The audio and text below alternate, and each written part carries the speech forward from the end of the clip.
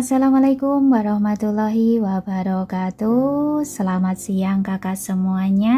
Apa kabarnya? Sudah memasuki hari ke-11 di bulan Ramadan. Bagaimana kabarnya? Semoga di bulan Ramadan ini kita selalu diberi kesehatan, kebahagiaan, panjang umur, dan kesuksesan untuk kita semuanya. Amin ya robbal alamin. Hari ini saya akan melanjutkan lagi cerita dari novel Janji Sang CEO. Di cerita sebelumnya, Alicia berhasil menyembuhkan papanya Rachel, dan di sini Marsha yang bodoh telah membongkar aib keluarganya yang mengatakan dia sebenarnya adalah anak kandung dari David. Gimana kisah selanjutnya? Mari kita simak bersama-sama. Selamat mendengarkan. Alicia tampak sedikit tertarik. Ada banyak orang yang datang ke perjamuan itu dan kejadian ini pasti akan tersebar ke seluruh grup mereka. Dia ingin tahu bagaimana reaksi David saat mengetahui tentang ini. Dia masih menunjukkan wajah tidak percayanya, lalu dengan serius berkata, "Marsha, sekarang bukan saatnya untuk sembarangan bicara dan berbohong tentang masalah ini. Tolong kau jelaskan masalah gaun itu dulu, oke?" Tiba-tiba Marsha bereaksi. Dia menatap Aska dengan tercengang dan berkata, "Paman Aska, apa yang aku katakan itu memang kenyataan.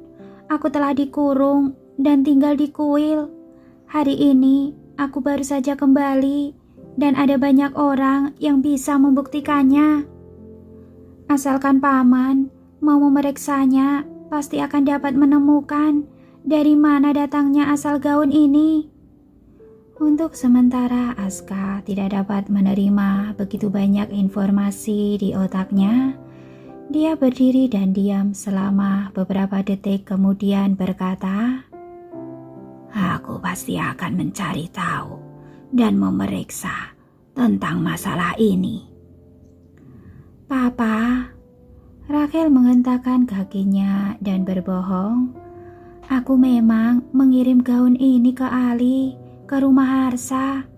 Tetapi para dewa kuno dapat menjadi saksi bahwa gaun yang aku kirim itu berwarna putih, sama sekali bukan yang ini.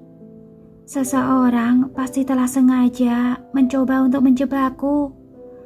Setelah selesai berbicara, mata Rachel tertuju pada Alicia. Tetapi pada saat ini Aska sepenuhnya percaya kepada Alicia, jadi dia sama sekali tidak memikirkan tentang Alicia. Dia hanya berkata, "Sudah, jangan dibicarakan hal itu lagi. Nanti setelah memeriksanya, aku pasti akan tahu kebenaran dari semua ini. Sekarang, Marsha, pergi ganti bajumu. Lalu setelah itu, pulanglah ke rumahmu. Rachel, kau, sudahlah, lupakan saja. Mari kita akhiri dulu masalah ini sampai di sini sekarang. Sebelum aku selesai memeriksanya, jangan pernah membahasnya lagi." Aska tidak sepenuhnya percaya dengan apa yang dikatakan oleh Marsha, karena bagaimanapun juga persis seperti yang dikatakan oleh Rachel, hubungan mereka adalah ayah dan anak. Darah memang lebih kental daripada air. Dia tidak mungkin percaya dengan beberapa ucapan Marsha itu yang mengatakan bahwa putrinya sendiri yang hampir membunuhnya. Tetapi dia juga berniat untuk mencari tahu semuanya tentang masalah ini. Untuk saat ini Rachel menghela nafas lega. Dia masih ada waktu untuk memperbaikinya. Nantinya dia akan mencari kambing hitam lain untuk mengatasi masalah ini, dan masalah ini akan selesai begitu saja. Akhirnya beban di hati Marsha terangkat dan dia tidak lagi dituduh sebagai seorang pembunuh. Tetapi dia sama sekali tidak memikirkan konsekuensi dari ucapan yang baru dia katakan tadi saat dia sedang panik. Dia hanya berpikir bahwa akhirnya dia bisa menjelaskan segalanya dengan jelas. Si kepala pelayan melonggarkan ikatan Marsha dan mempersilahkan Marsha untuk langsung keluar dari pintu belakang. Pesta ulang tahun tetap dilanjutkan. Seperti yang Alicia duga sebelumnya, para pelayan yang ada di ruangan tadi dengan cepat menyebarkan berita tentang apa yang diucapkan oleh Marsha saat panik tadi. Semua orang sibuk bergosip ria. Alicia juga sudah mengeluarkan sedikit uang untuk menyuap para pelayan keluarga Starr untuk menyebarkan berita bahwa Marsha sendiri yang mengatakan kalau gaun itu diberikan oleh Rachel kepadanya. Pada dasarnya manusia itu suka bergosip, jadi untuk beberapa saat para tamu yang ada di perjamuan itu sibuk bergosip dan berdiskusi tentang apa yang terjadi malam ini. Rachel yang seharusnya sebagai tokoh utama di pesta ulang tahunnya malah benar-benar diabaikan oleh semua orang. Dia bahkan dapat mendengar beberapa orang berbisik-bisik mengatakan sesuatu yang buruk tentangnya.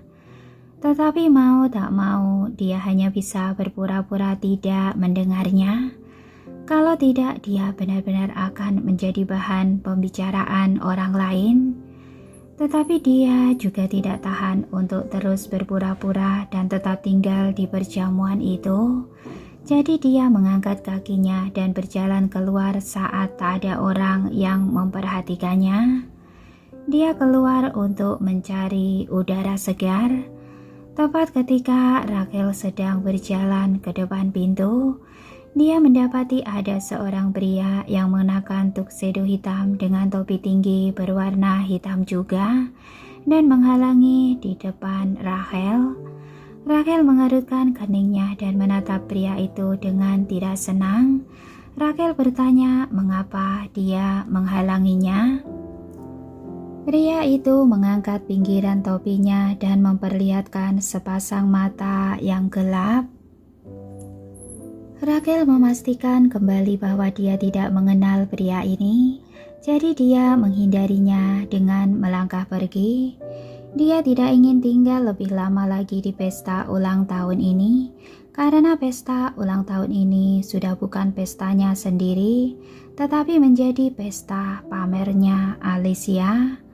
Namun pria itu mengulurkan tangan untuk menghentikannya lagi. Dia melengkungkan bibirnya dan tersenyum kemudian berkata, "Ini adalah pertemuan pertama kita, Nona Rachel." Rachel tercengang saat mendengar suara itu dan terkejut. Dia berkata, "Kau adalah orang yang menghubungiku di telepon dengan mengatasnamakan Selena." Tanpa sadar, Rachel melirik ke ruang tengah dan melihat bahwa Alicia sedang mengobrol dan tertawa dengan orang-orang di sekitarnya. Dia tidak memperhatikan dirinya sehingga Rachel menghela nafas lega lalu membalikkan badannya dan berkata, "Ayo, kita pergi ke taman belakang." Sambil berbicara, dia berjalan melewati pria itu dan menuju ke taman belakang. Pria itu mengikutinya dengan hati-hati dan dengan cepat keduanya menghilang di balik pintu. Tetapi yang tidak disadari oleh mereka berdua adalah begitu mereka berdua membalikkan badannya, tatapan Alicia langsung tertuju kepada mereka berdua. Kalau dia tidak salah lihat, itu adalah Juan Castro. Mata Alicia yang dingin tampak menyipit tanpa ada senyum samar di sudut mulutnya. Nona Alicia. Lawan bicaranya mengikuti arah tatapan Alicia dengan curiga dan bertanya dengan penasaran, "Apa yang sedang kau lihat?" "Bukan apa-apa. ujar Alicia dengan tersenyum sambil menarik kembali tatapannya. Aku hanya merasa seperti akan hujan saja. Hujan? Lawan bicaranya memiringkan kepalanya dengan bingung dan bertanya, cuaca hari ini tidak pengap, bagaimana mungkin bisa hujan? Alicia melengkungkan bibirnya. Karena tidak ada bintang. Dia membuat permainan kata-kata, tetapi lawan bicaranya tidak mengerti maksud dari ucapannya. Jadi orang itu hanya bisa mengangguk dan berkata, sepertinya memang tidak ada bintang di langit. Tetapi langit Kyoto sangat cerah, sehingga wajar jika tidak tampak ada bintang. Malam semakin larut. Hanya ada beberapa lampu taman di taman belakang. Di atas langit malam Kyoto tidak tampak adanya bintang.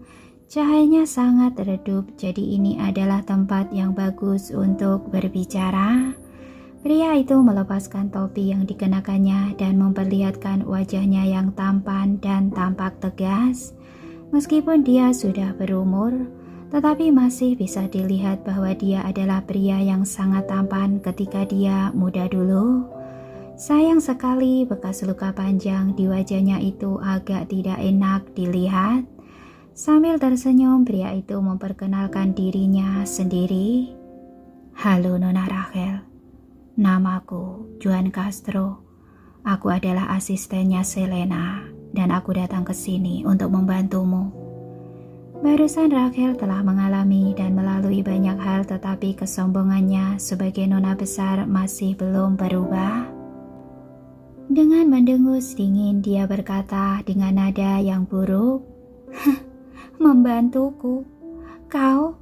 Selena, sudah diusir ke kuil untuk bersemadi berkat Alicia. Lalu apa yang bisa kau lakukan sebagai asistennya? Lebih baik aku mengandalkan diriku sendiri.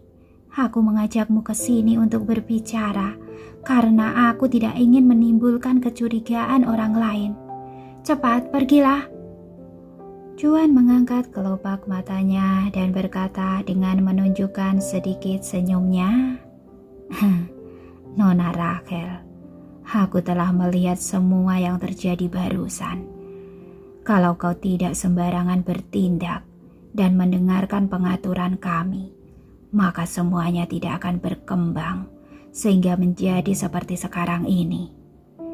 Rachel tersedak lalu menjelaskan, itu kan sesuatu yang tak terduga. Siapa yang bisa menduga bahwa Marsha akan mengenakan gaun itu?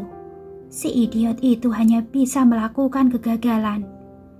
Juan sangat mencintai Selena dengan sepenuh hati. Karena itu tentu saja dia juga sangat mementingkan Marsha lebih dari apapun. Saat dia mendengar Rachel berkata seperti itu, lalu dengan wajah tidak senang dia berkata, Nona Rachel, kau tidak benar-benar mengira ini hanya sebuah kejadian yang tak terduga kan? Bagaimana bisa kejadian itu terjadi secara kebetulan? Marsha yang baru saja keluar dari kuil, lalu bisa langsung mengenakan gaun itu untuk datang ke pesta ulang tahunmu. Wajah Rachel membeku, dia mengerutkan keningnya dan bertanya, apa maksudmu? Dengan dingin Juan berkata, sepertinya Nona Rachel terlalu meremehkan musuhmu. Semua ini adalah rencana Alicia. Dia sudah tahu bahwa ada yang salah dengan gaun itu. Rachel menggigit bibirnya. Dia juga sudah merasa bahwa itu adalah muslihat Alicia, tetapi dia masih tidak mau mengakui bahwa Alicia sangat pintar. Saat Juan mengatakan ini kepadanya, dia hanya merasa bahwa kulit wajahnya seakan dirobek dengan paksa.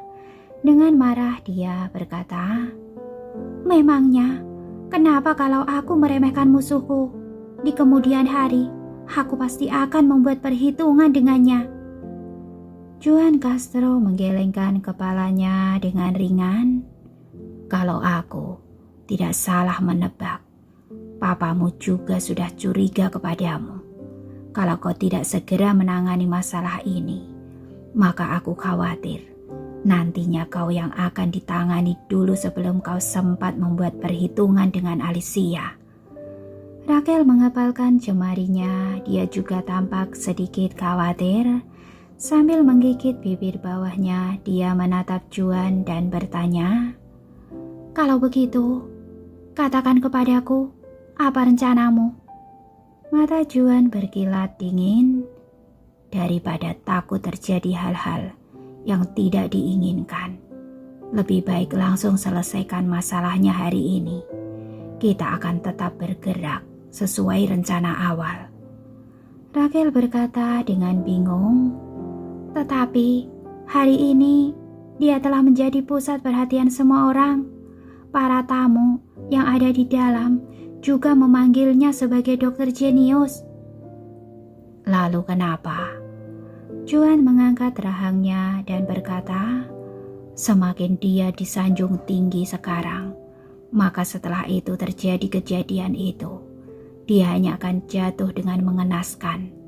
Sekarang adalah waktu yang terbaik. Nona Raquel, kau jangan merasa ragu-ragu lagi." Raquel masih tampak ragu. "Tetapi pada saat itu, reputasi kakak sepupuku juga akan ikut terseret." Juan tersenyum. Seorang pria dengan skandal memiliki banyak wanita sama sekali tidak akan merusak reputasinya. Sebaliknya, itu malah akan membuat hidupnya berwarna.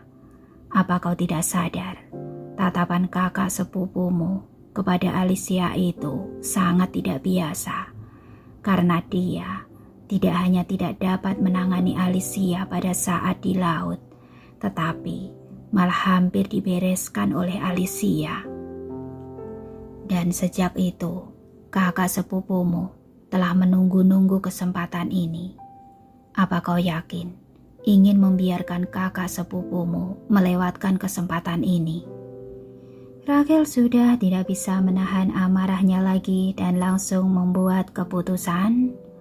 "Oke, kalau begitu, jalankan saja sesuai rencana awalmu itu. Mana barang yang kau katakan saat ditelepon itu? Berikan kepadaku." Juan mengeluarkan dupa itu dari tasnya. "Nyalakan di tempat yang sudah disiapkan." Raquel memegang dupa aromaterapi itu, lalu dengan tatapan menghina dia berkata, "Hah, hanya dengan ini saja sudah bisa membantu kita untuk mencapai tujuan kita? Bukannya kau bilang akan memberikan aku obat untuk merangsang hormon di daerah itu?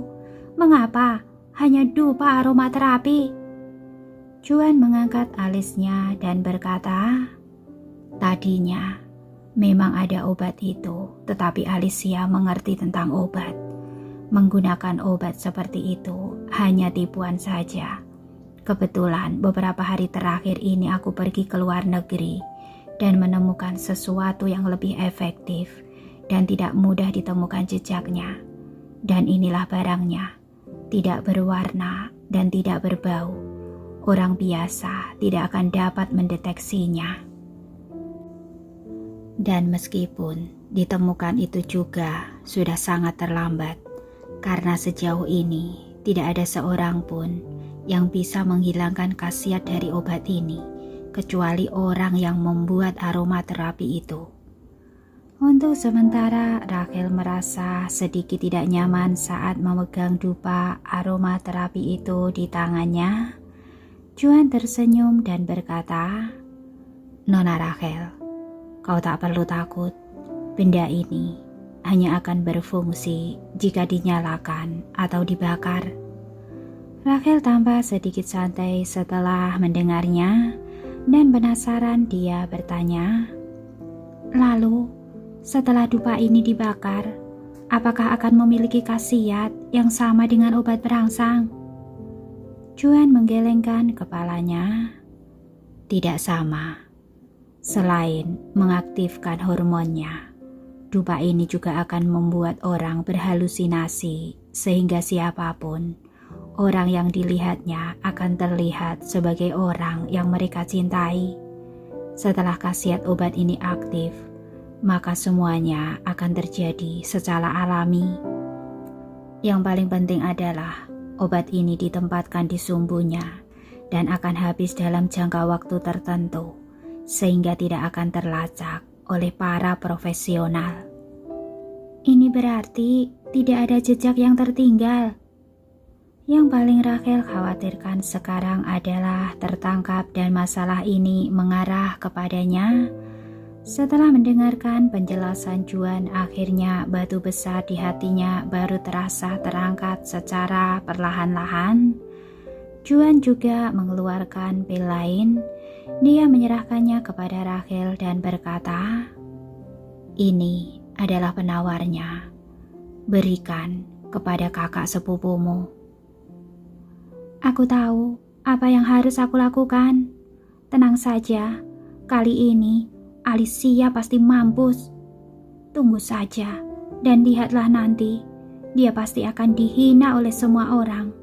Aku akan memasang monitor di ruang tengah, lalu akan mempersilahkan semua orang untuk melihat siaran langsung itu."